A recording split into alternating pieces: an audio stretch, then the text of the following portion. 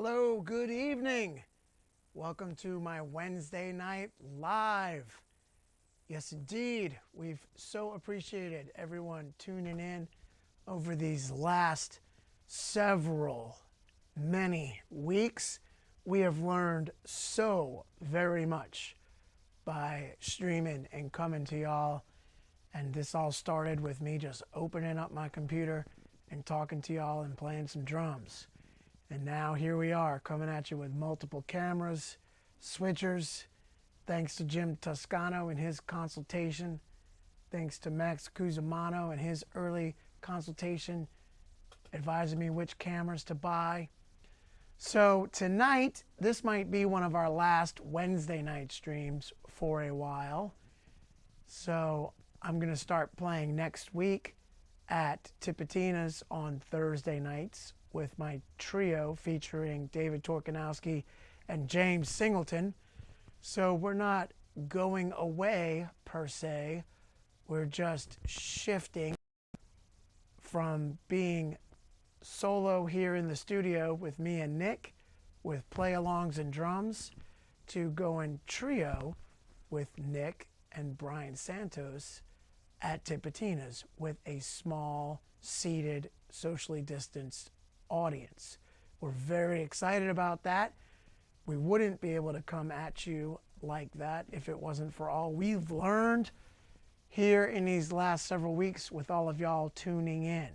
So thanks for tuning in, y'all. We really appreciate it. It's been so life-affirming and so gratifying to be able to interact with all of y'all during this time. So I do want to say thank you, give you a heartfelt thanks and sincere, because it was definitely great to interact with all of y'all through all of these weeks and months that we've been doing this. So yes, indeed, I'm going to go ahead and play right now. This is a song that I played a few weeks ago, but I think that it bears repeating. What's up, Nikos? Doug Oscard. Yes, indeed. I'm going to play a tune that it's great. I can see all these comments coming out. Now they're a little bit, the comments are like a little bit distracting, Nick. Don't take them away. I'm just not used to seeing them. We've made so much progress in the last several weeks. Now I've got a screen and I can see everybody chiming in. So we're going to play along right now to a song that Robert Walter sent me. And he sent me 4 tunes that he's putting together a quarantine record. And I played to these 4 tunes, and he's allowing me to use these. Yes, indeed, Steve Balgoyan. Robert Walter is allowing me to use these as play-alongs. So you're getting to hear these songs before the record even comes out, before the record is even finished. But Robert is letting me do this. So I'm going to go ahead and play. I played this one several weeks ago, but we haven't heard it very much. It's new. It's fun. As I'm starting to plan some gigs for October for the New Orleans Jazz Fest, and I'm talking to Robert Walter, and I'm thinking about all the great times that we've had playing together, it's like, oh man, let me go ahead and play this song that Robert sent. This is going to go out to my man Frank DiArcangelo, who's been taking care of all of the New Orleans drummers here in New Orleans for years over at Ray Franson's Drum Center. Frank came over and checked us out a little while ago. The name of this tune is Frank. That's what Robert decided to call it. I don't know if he knows Frank DiArcangelo. I don't think he does. But when I hear the word Frank, I always think of Frank. All you drummers watching this right now, give Frank a shout out. Yes, indeed.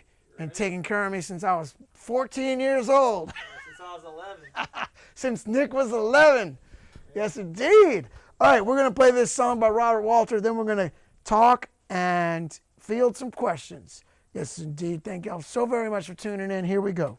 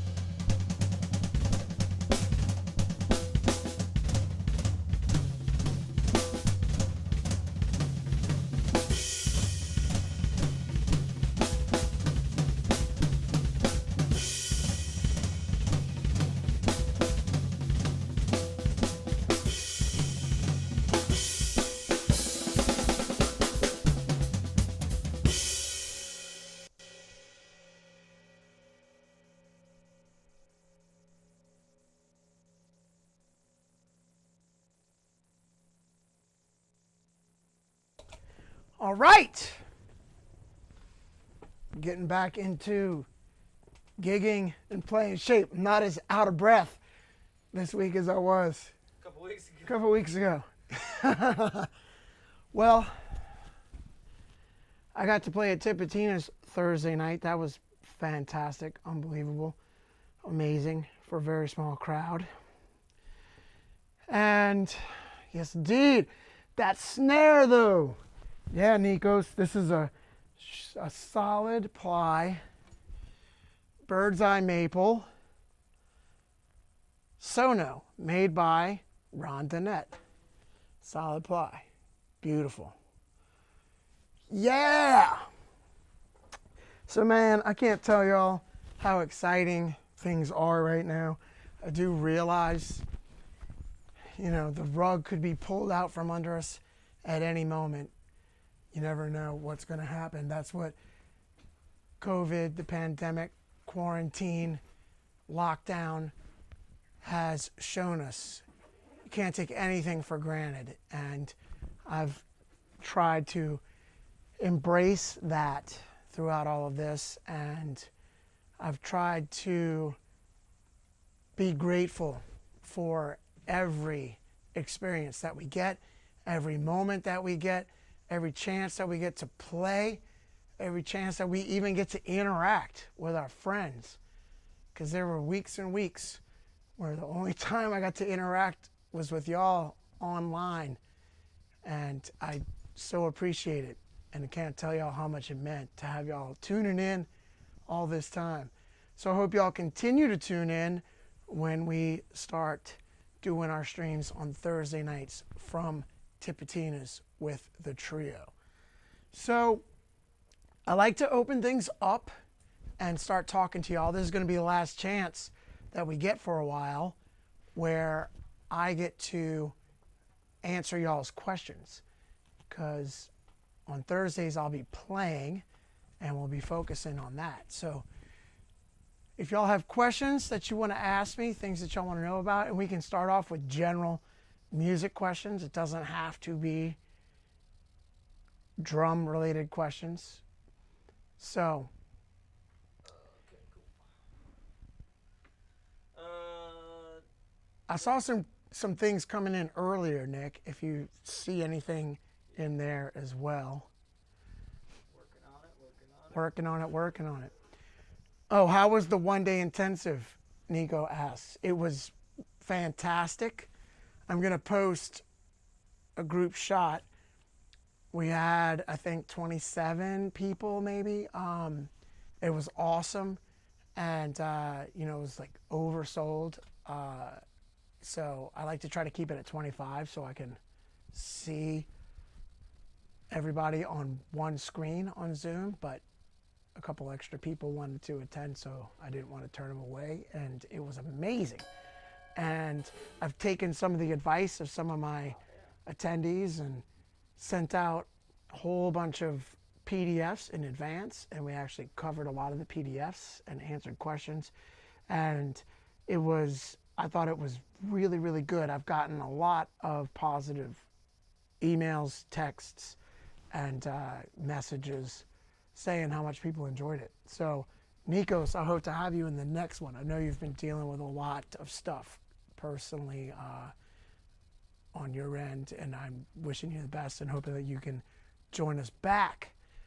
So, yes, indeed. Any tips on grip? Grip tip. Well, I like to utilize a loose grip. And somebody asked earlier too about relaxed tension. I like to play as relaxed as I can. I like to have a loose grip. And for me personally, I use this middle finger thumb most of the time. When I go around the toms, sometimes I gravitate more back here, Tony Williams grip. And then sometimes, and that way I can get more throw and use my whole arm. And then for buzz rolls, though, I find that the heavy buzz rolls, I use this forefinger. Oh, wow, that is awesome.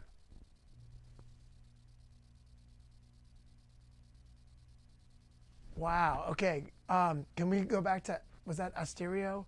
Yeah, I can't go back, but, was saying that he's in a wheelchair and uses the Pandero as a bass drum. And any tips on how to use the Pandero as a bass drum without using your feet? And I use it like a second bass drum a lot.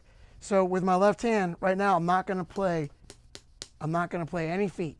So I'm going to tighten up my hi-hat a little bit.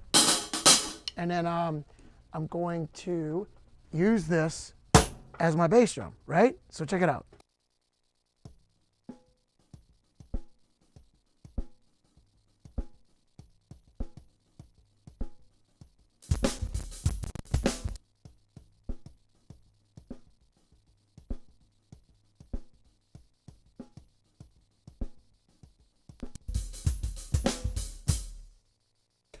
So you can definitely use it as a bass drum, and I've seen, Trilok Gortu would use something similar.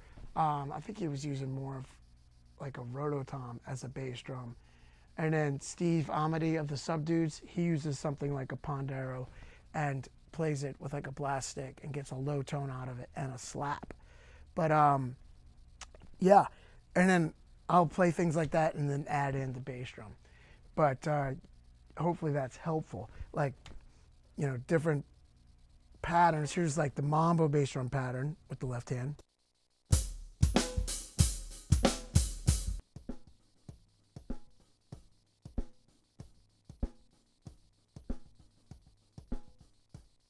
And then the Mr. Magic go-go bass drum pattern.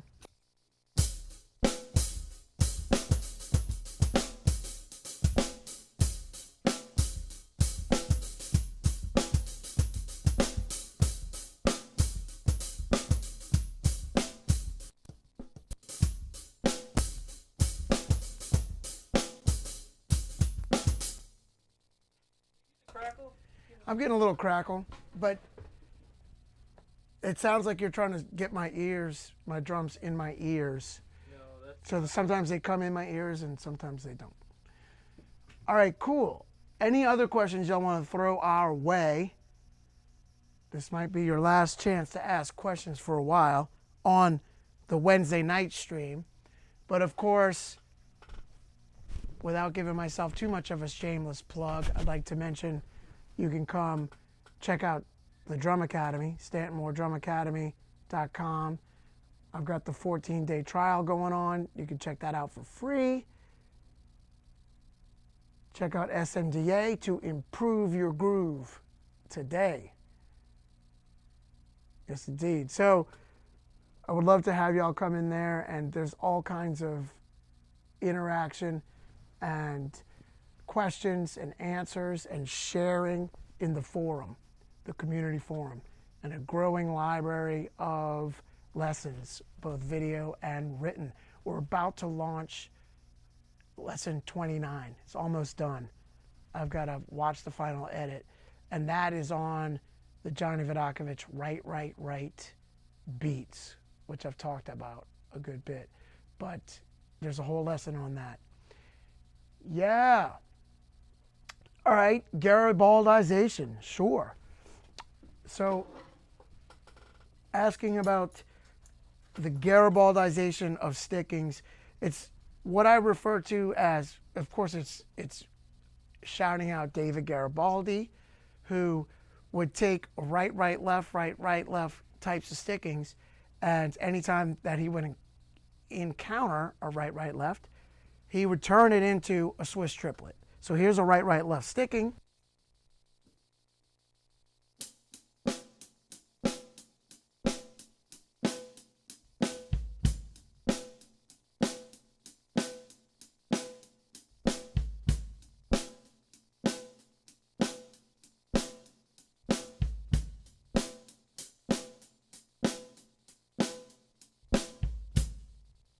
And then, Swiss triplet, you put a grace note on the first right.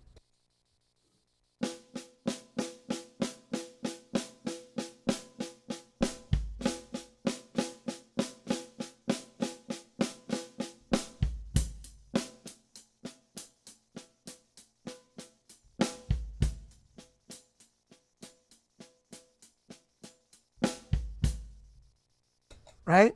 So, whenever we do that to a sticking, I'll call that a Garibaldization, right? So that's one of the Johnny V stickings that we use a lot.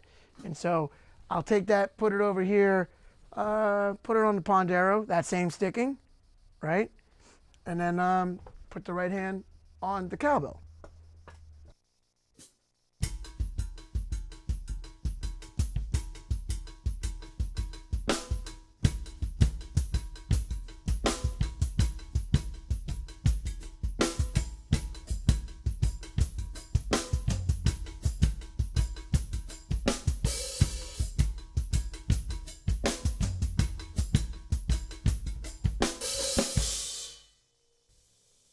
Right? And there's a whole lesson on that in the academy, Swiss triplets.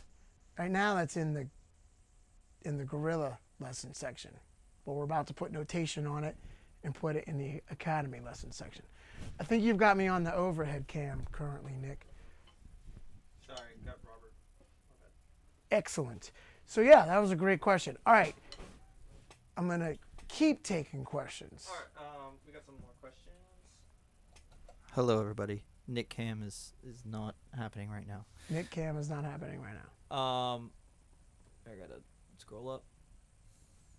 Somebody wants you to talk a little bit about all those drums you got behind you. And Oh, what do you like about them, and like which ones are your favorite ones, and why? Yeah, that's a great question. So these drums right here, this is a 12. Well, this is the 16. The 14 is being used as a coffee table at my house. But I bought 12, 14, 20 on eBay, and that was one of my early Galactic kits. And then I bought 13, 16, 22 so that I could have the 16 and have 12, 14, 16, 20.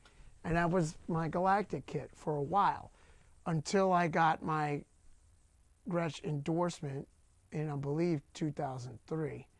I got my first endorsement kit from Gretsch. But these drums, the 12, the 16, and the 20, were my Galactic kit for a while. And I found those drums on eBay. These big red drums, which I absolutely love, that's a 12, no, it's a 13, 14, 16, 18. 13, 14, 16, 18, and a 22. And I found those on eBay. And then once I got my Gretsch endorsement, they made me a 26 to match. So there's a bunch of Academy lessons where I'm playing 14, 16, 18, 26. And I'll use those for heavier hitting situations. So when I did some gigs with Corrosion of Conformity, I used those drums. Sometimes when I play with Anders Osborne, I'll use those. I used them a lot with Garage à Trois. And Sam Bacco redid those for me. They were red glass glitter. They were refinished when I got them, but they needed some love. The bearing edges needed some help, and the badges needed some help. And those are those drums. But then this is a Twilight glass glitter kit. If you could see this from the front cam, maybe. So this is a Twilight glass glitter kit. And this was my Galactic kit for many years. These back here are actually Catalina kits. And I've used these as practice kits in different places. And then this kit that I'm playing is a red marine pearl USA custom kit. That was my Galactic kit for years. And which kit did I use with COC? The red glass glitter kit I used live when I did about 10 shows with them, I think. And but for the record, I actually borrowed 13, 16, 18 from my friend Travis McNabb, and then I set up my old 40s 26 bass drum that I've talked about a lot. That was my first 26. And I used that drum as the bass drum on most of that Corrosion of Conformity record. But yeah, drums. As you can tell, I love drums. But I've played and toured and recorded with all of these. And looking forward to getting back to playing some more drums. So somebody's asking about in-ears. Right now, these are the Jerry Harvey in-ears, and I love them. They've been great. And I think the model I'm using is the Ashley, I think. I could be wrong on the model, but they're Jerry Harvey, and I recommend them very highly. I love them. They're killing. So if any other questions are coming in, Yeah, Nick, there's because they go away on my screen. I don't see Yeah, I them. got you. There's a bunch. Okay, cool. Let's see. So here's a couple questions. One's how do you approach playing go-go? He says, or they say, I've seen some sick vids of you playing in that style. Kudos. Well, thank you. I mean, go-go is a Washington, D.C. style of music that I do not profess to be an expert in. I just happen to really dig it, and I happen to really see a lot of similarities between go-go and New Orleans. And, you know, quick little history of my experience with go-go. I saw a drummer on the quad at Tulane play this beat. Now, people from DC would not call this a go-go beat, but this is a beat that I learned from a drummer and I wrote it down. I used to carry a notepad with me and a pen. And I wrote this down. I used to go sit next to Russell Batiste all the time and write down lots of stuff that Russell would play.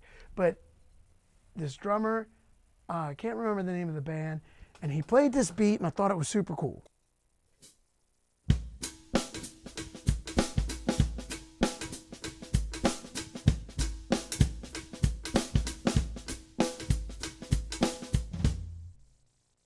So I started rehearsing with Robert Mercurio and Jeff Rains, and I played that beat for them while we were jamming and trying to come up with tunes. And like, oh, that sounds like DC Go-Go. And admittedly, at the time, I hadn't heard that yet. I hadn't heard Go-Go yet. And so, you know, being a 20-year-old kid from New Orleans, I was super into the meters, and so I had gotten this beat, and then Jeff and Rob, we started writing to it, and we called the tune Go-Go, and that's the beat to the first song on our first record. And so then I started learning more about Go-Go. So we invited Chuck Brown to be our special guest at the 930 Club in D.C. The 930 Club reminds me a lot of Tipitina's. And it's kind of like the Tipitina's equivalent in D.C. So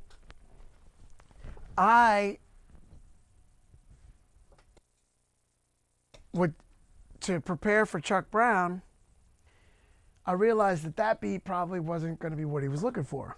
So I started trying to play more of a standard go-go thing with my left hand over here on the cowbell.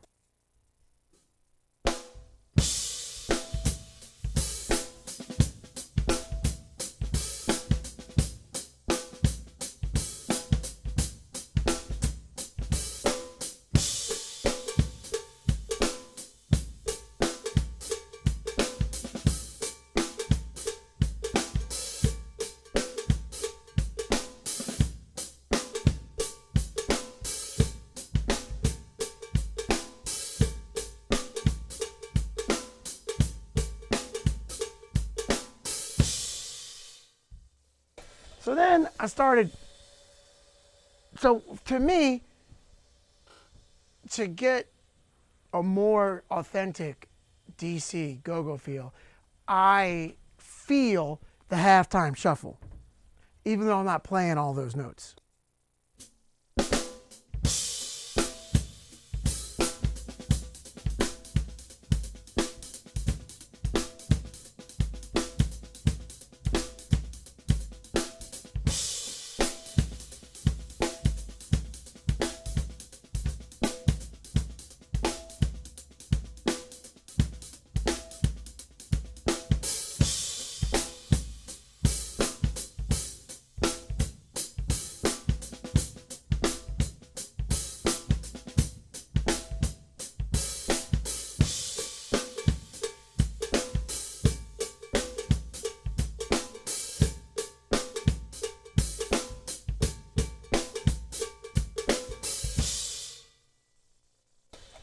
Then, you know, I like to have other things over here on my left. So then I started just voicing some of that stuff over here on mini timbales, and then sometimes putting my right hand over here, right?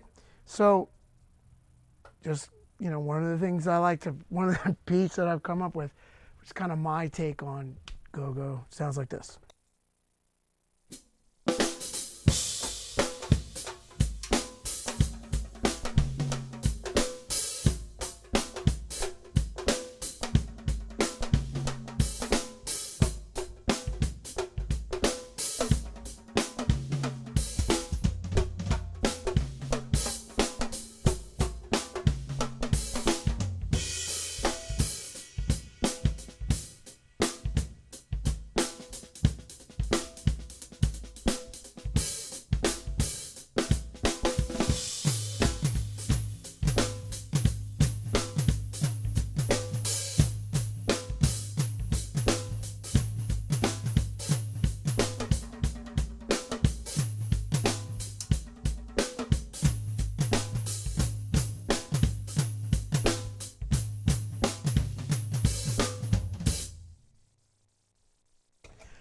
So, but like I said, I don't profess to be an expert in go-go. I just happen to dig it. I just happen to hear a lot of similarities between go-go and New Orleans second line. Check out this rhythm.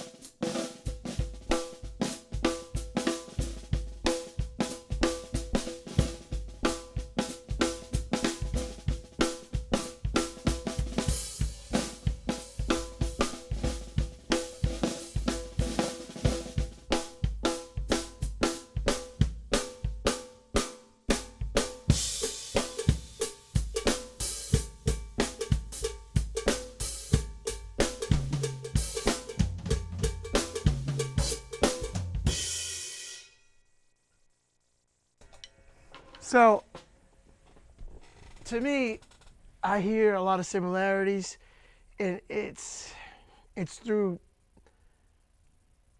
the horrific practices of slavery that the rhythms of Africa were forced to migrate here. So when the rhythms of Africa take hold in New Orleans, you get one thing. When they take hold in DC, you start to get another take on it. But it's all coming from Africa, and it's all Black American music.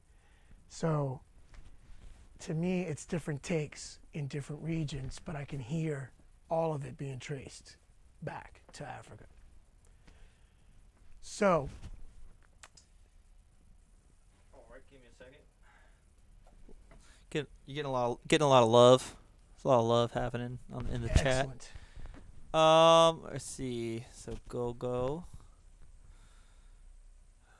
1 second. Somebody wants you to break down your buzz rolls for a second.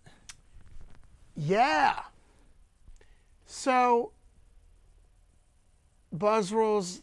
That's Sam Layton Okay, killer. Sam, from Montana. great question. And for me, buzz rolls, I mean, admittedly, when I was in high school, buzz rolls were a weakness for me.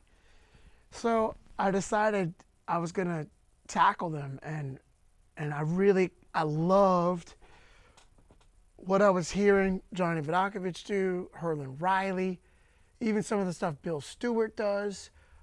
So I was like, man, of course, Shannon Powell, a lot of the other New Orleans great drummers utilizing buzz rolls in such a killer way. So I wanted to take some of what I was hearing them do and be able to do it in my own way, and also be able to do it with the power of John Bonham.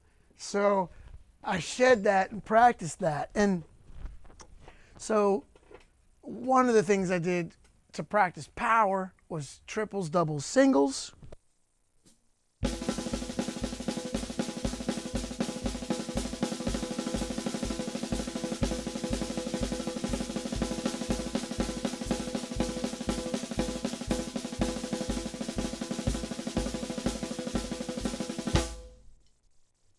And then also, this is not musical at all, but I would practice throwing the hands into the drum at like 60 beats per minute and trying to get as much power and as much duration as possible.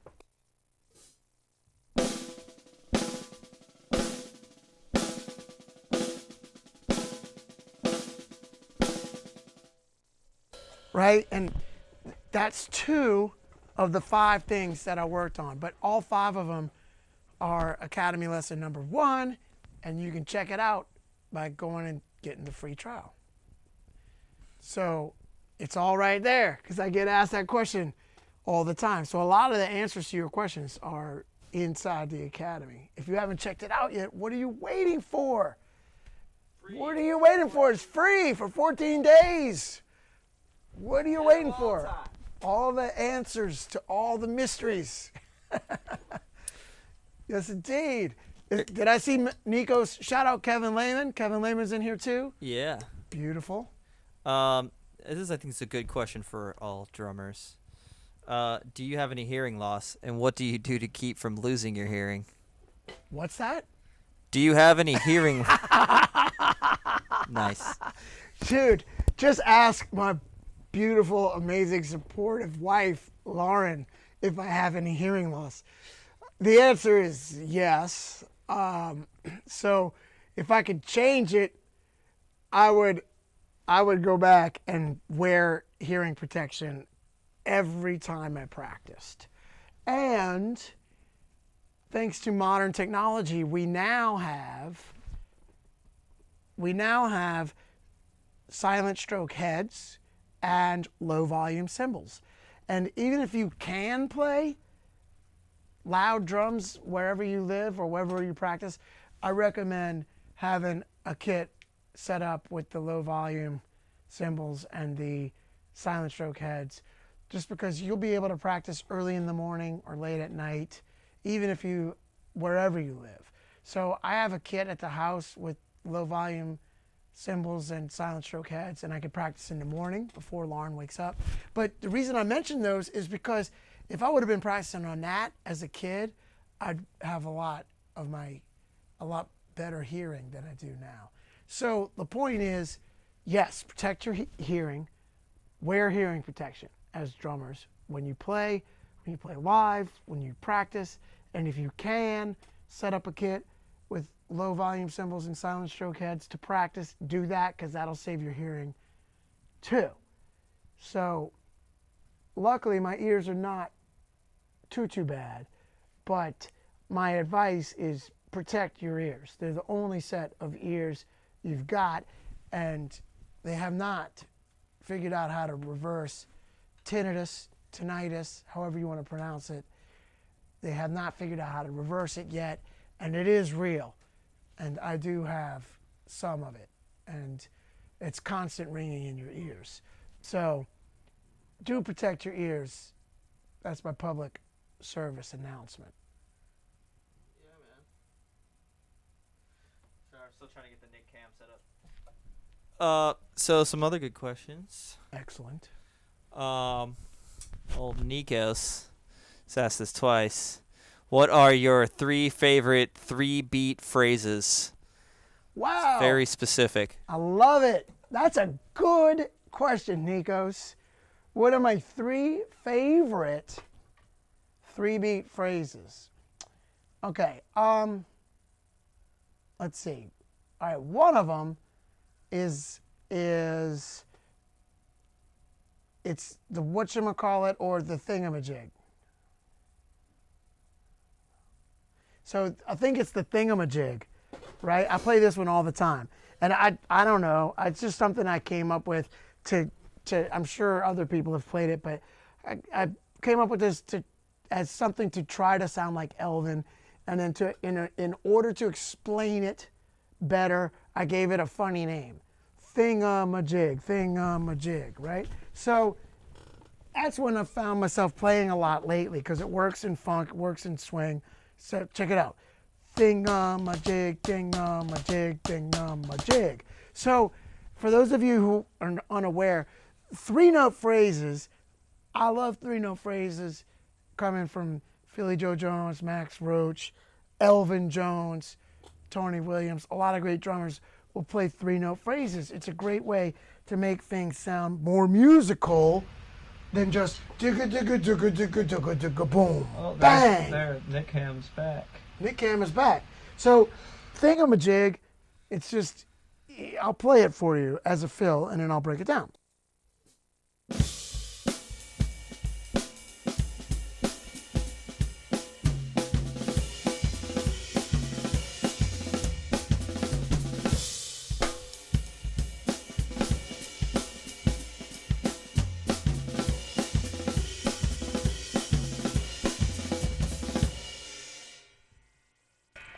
So I found that one's one of my favorites. I like it because it starts very definitely on a downbeat on the snare drum, and it hopefully can let everybody know where the time is, right? And it works in swinging out too.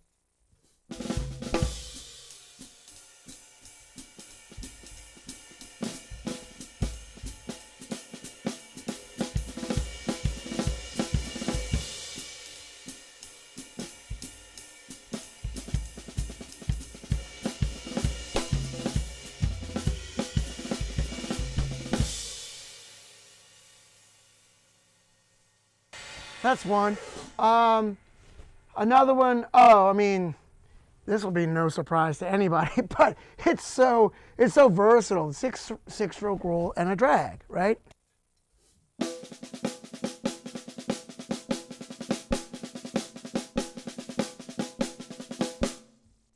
So I mean, you know, I find myself playing that one all the time.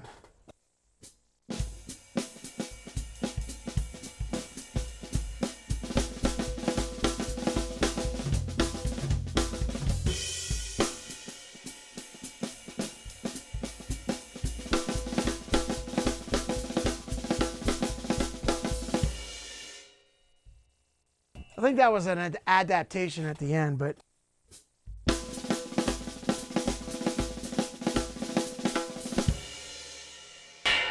right? What's that, Nick? That Buddy Rich. Yeah, or you know, it's like trying to sound like Philly Joe. You know, I mean, so that's one. Another one is, I mean, paradiddle diddle with a flam on the last diddle, something that I call Stanton diddle diddle. I don't know, just because I couldn't think of something else to play. Nick, tell me what you would call this.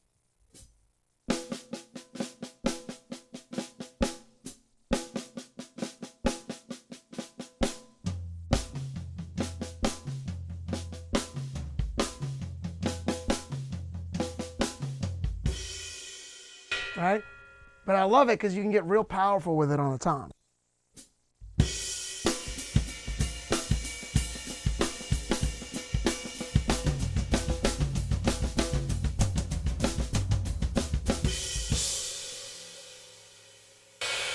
That's it. That's it. Slow and powerful. Here it is a little quicker.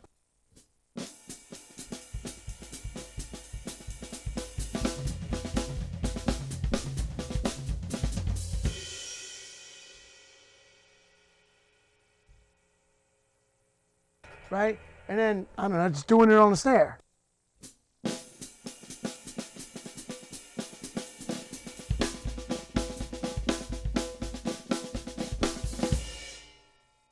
But then buzzing the last note.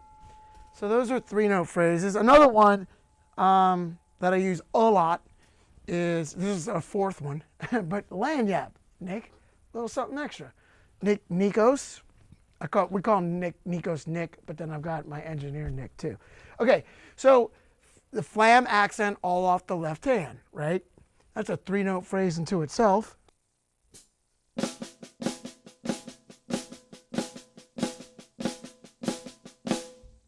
And then I'll do that and sextuplets to make a 3-note phrase.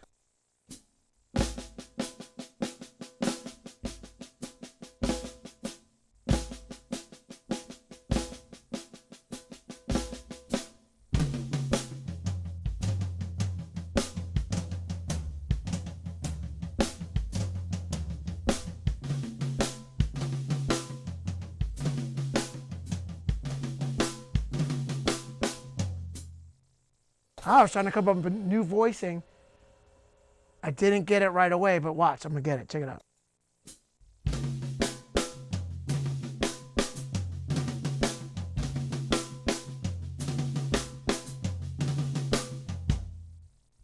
Okay. Then what I'll do is I'll substitute the last note with a foot.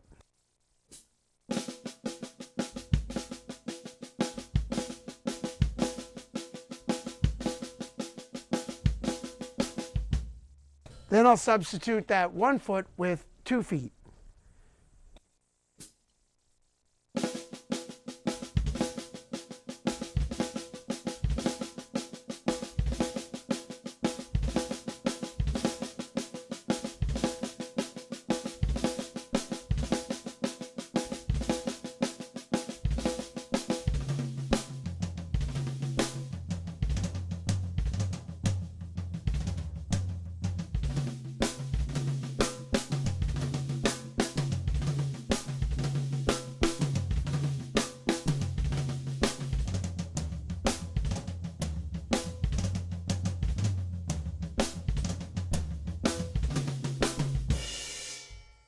So that last one I think I came up with while I was warming up today. I mean, it's nothing special, but here it is taking up the tempo, played in a funk situation.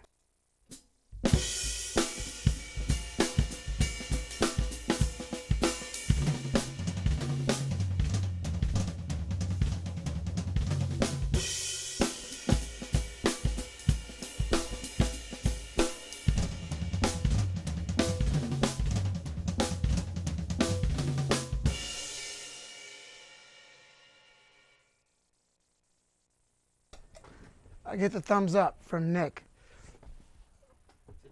Working? From engineer It's working. Hey.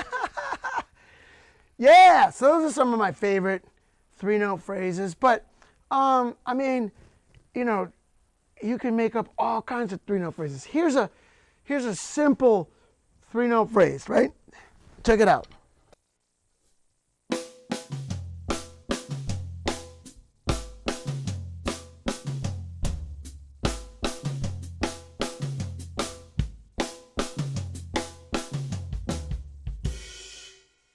So you could use that in funk.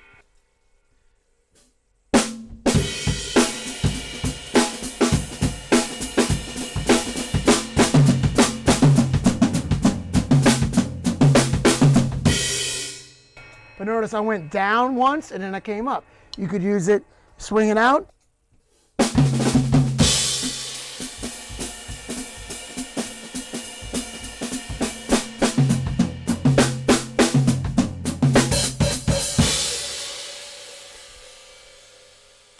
I don't know, I'm just making stuff up. But my point is, it doesn't have to be complicated to be a 3-note phrase. And I fully encourage y'all to come up with your own favorite 3-note phrases. So anytime you learn something, at least for me, every time I learn something, I try to learn how to do it as a 3-note phrase. So check this out. I saw somebody mention a drum off that I did with Adam Deitch, right? So we did that on a jam cruise, and it was awesome. I love Adam. I consider him a good friend, and he's one of my favorite players. I think he's an astounding player and musician. I think the world of Adam. So we're sitting there playing together, and you know, I've got my vocabulary, he's got his vocabulary, and he played this one thing, and I was like, man, what was that? And then I figured out what it was, and then I've also seen Nikki Glaspie do it, right? And it's just double strokes, right? So it's just this.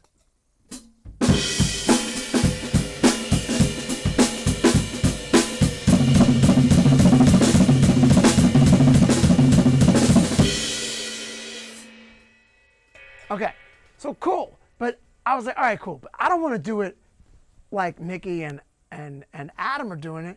Let me do it my own way. So I took the bass drum, which I think they're doing on straight eighth notes. I was like, oh, let me put it on upbeats so it becomes like the Bonham engine.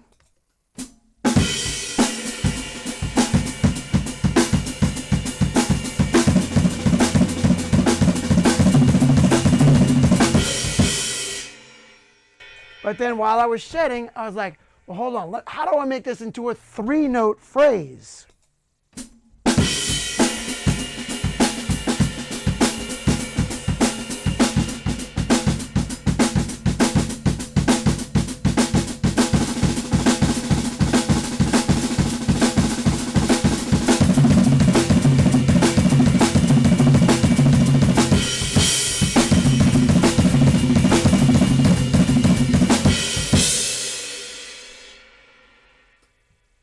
So even when I'm playing with somebody and I see something they do, I'm like, oh man, that was cool. Let me figure that out. Then I figure out how to do it in my own way. So in this case, I put the bass drum on upbeats, and then I figure out how to make a 3-note phrase out of it.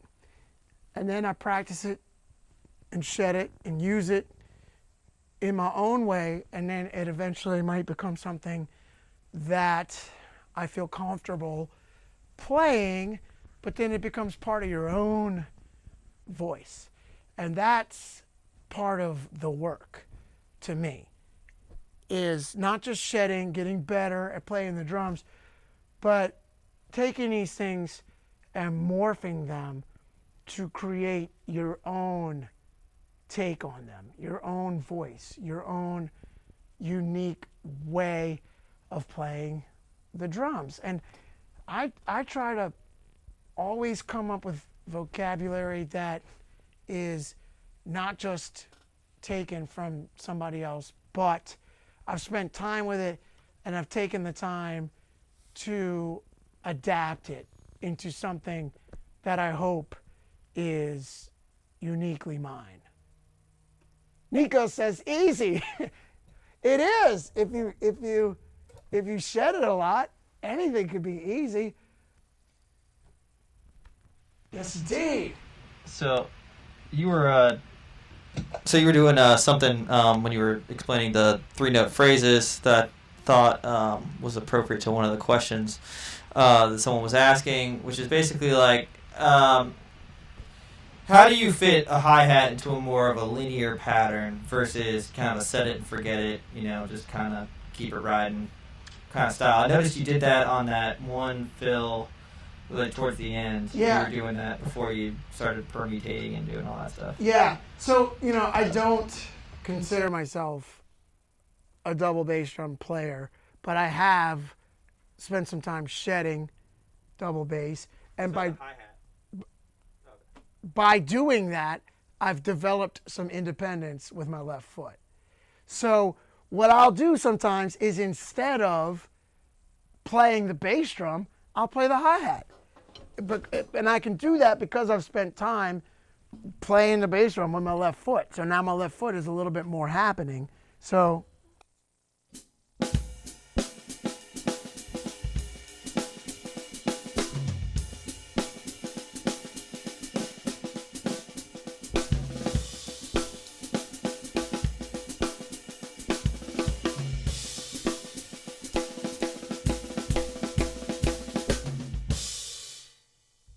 and here's a little secret.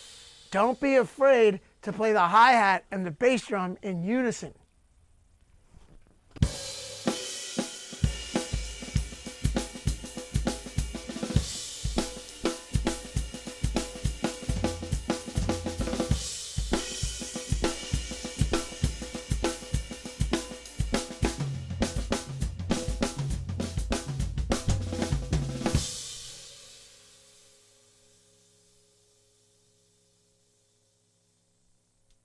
And then I'll straddle my hi-hat and my cowbell too. Check it out.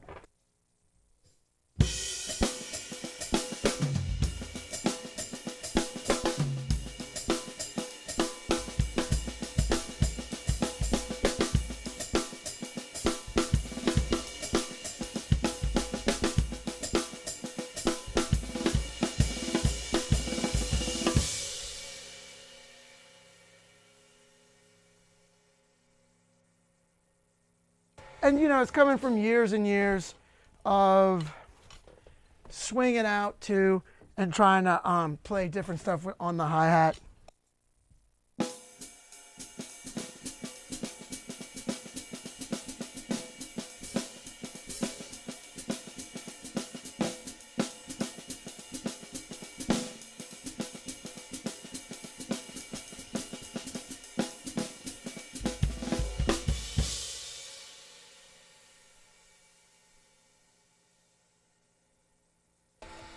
So it's a combination of having shed some of the double bass stuff and having some ability to play some rhythms with my left foot, years of swinging out, and then also don't be afraid to play the hi-hat and the bass drum in unison, because then you just leave the bass drum out and your hi-hat is playing something interesting, or if you play them in unison, it's pretty cool because it sounds like the hi-hat is doing something that you wouldn't expect the hi-hat to do. And it is, but it's not super complicated independence-wise because you're just playing it in unison with your bass drum. Cool. But that was a good question. You ever gonna play with Robert Walter again? Oh my God, yes. We're booking gigs in October. We have a few.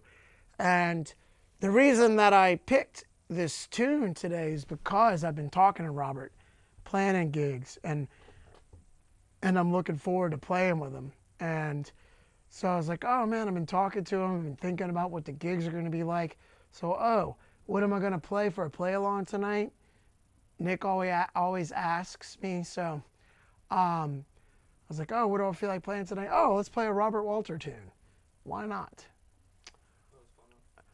And so, okay, somebody asked me about my shoes, and they have a heel, and this is true. And we might as well talk about why I wear the shoes that I wear. And Show your feet. what's that? Show them my feet, foot cam. Put your feet on pedal. Right? So, all right. So these, I guess you would call these Chelsea boots, right?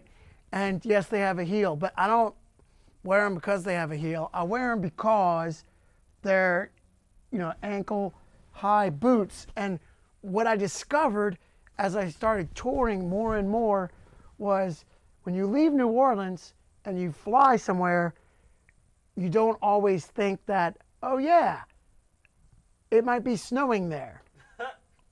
And I've had that happen where it's like you come out of the airport, it's nice, and but it's cold. You get in the cab and you pull up to the club and you step out of the cab and you step into a puddle of wet snow. And yet you've got to get your gear out the trunk of the cab and into the venue in wet feet. And you don't have time to go to the hotel because your flight was late. So you only have time to do the sound check, eat dinner, and play the gig, and you're playing the gig with wet feet. Because you thought it would be hip to wear your Vans on tour. And then also, Nick is wearing Vans, but I just went and bought a bunch of new Vans, and I wear them when I'm not gigging or touring. But so also when you go to a festival and then the band is like, oh man, let's go check out this other band on this other stage. Sure, no problem. Oh, but the golf cart just went on a trip to take one of the other bands back to the artist meeting area so they could get a shuttle. So it's a short walk. Let's just walk. We'll walk across the field. It'll be fine. So you walk and you forgot, oh yeah, it rained all day yesterday. So then you're trudging in your brand new sneakers through mud. Well, guess what? These shoes, here, I'm going to take them off and put them here. Look, take them, throw them in the hotel tub, wash them off, and then when I get to the airport, have the shoe shine guys shine them up, and then I could wear them with a suit. And then also, they come off real easy when you're going through TSA, right? So for many reasons, that's why I wear these, and I've grown very used to playing with them. So, and look, they just slip on, and then ta-da, there they go. So I can wear them with a suit, I can wear them with jeans, I can wear them in so many different situations. Step in a wet puddle and my feet don't get wet. Step in mud and I can clean them off with a hose or in the hotel tub. So Man, Roy Haynes is like 93, still wearing like 3-inch heels. yeah, man. No, I think Roy just made 96. Woo! Somebody said that the other day. Still crushing it. Somebody, I think Adam Nussbaum said that in a Zoom I was on Monday night, and I trust Adam's knowledge. Oh yeah, he's getting up there, but he's awesome. Oh my God, he's incredible. One of the OGs. I mean, Can't believe that at that age, he's dude. still swinging so hard. yep. So beautiful, man. You guys, it's been so great interacting with y'all, and I see so many questions still coming in. I would love to get to all the questions, and I do get to all the questions in SMDA. So again, not to give myself a shameless plug, but if you haven't checked it out yet, what are you waiting for? 14-day free trial. Come ask me questions there. And all the guys who are already members, yeah, look at that. All the guys who are already members will tell you we have a blast in there. and I'm always creating new content. We have a bunch of new content coming out in the very near future. So thank y'all so much. I will mention too the virtual tip jar, which is in the description and it's right there. So any contributions, donations, and support that you can offer during this time is so appreciated and has been so helpful. So thank y'all. And like I said, this will be our last Wednesday night for a little while, but don't fret. You can come and interact with me in the forum on StantonMooreDrumAcademy.com, and you can also watch me play on Thursday nights starting next Thursday, a week and a day from today, and we'll be streaming from Tipitina's with my trio featuring David Torkanowski and James Singleton. Thanks for all your patience with me. I'm doing a lot of things and trying to make it look good for y'all. Yeah, Nick is doing the job of 6 people. Thanks, Nick. And thank y'all for tuning in. And I appreciate it so very much. Hi, Mom. My mom is usually watching. So thank y'all very much. We thank you. We bid you good night. We'll see y'all down the line. Night, y'all. Yes, indeed. Thank you. Bye.